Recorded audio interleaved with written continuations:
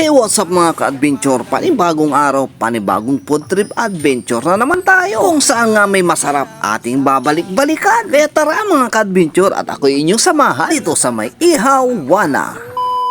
At syempre kasama ko na naman si Lingmo at andito na nga kami dito sa may Ihawana. Bali pangalawang balik na natin dito mga ka-adventure. Kasama ko nga pala dito si Mrs. ate ni Mrs. at ang kanyang mga pinsan. Tingnan nyo naman mga ka-adventure yung mga kasama ko. Abalang-abala sila sa pamimili. At nakita nga natin si tita. Siya po ata ang nanay nung may-ari. So yun na nga mga ka-adventure. Pagkatapos ng ilang minuto, nakapili na rin sila ng aming mga iihawin. Napakaraming bumibili dito mga ka-adventure. Alas 5 pa lang ng hapon, dagsa na talaga ang tao dito. Pagsapit ng alas 6, mas dumadami pa ang mga customer nila dito. At napakaway nga natin yung mga ibang mga customer nila dito. Shoutout nga pala sa mga taga Mangkop Kalasyaw. Andito yung mga kabandaan nyo.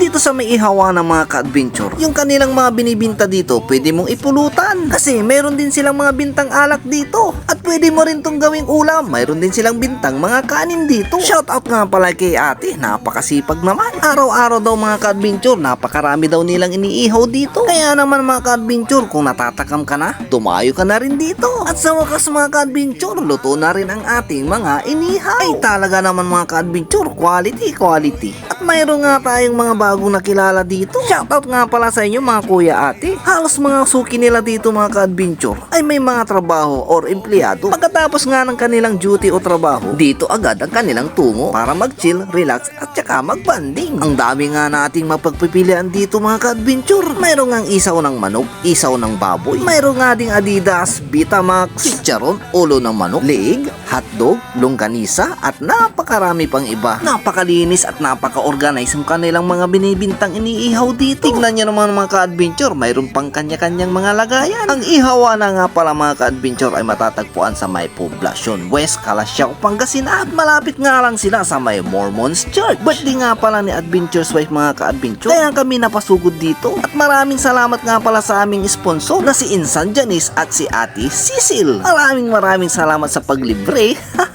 Street foods ba ang hanap mo na sobrang sarap at napakamura at abot kaya? Kaya arat na, yayain mo na ang iyong pamilya, jowa at yung mga barkada. At tayo nga ay magtungo, dumayo dito sa may Ihawana. Pakipalo na rin ang kanilang Facebook page na Ihawana.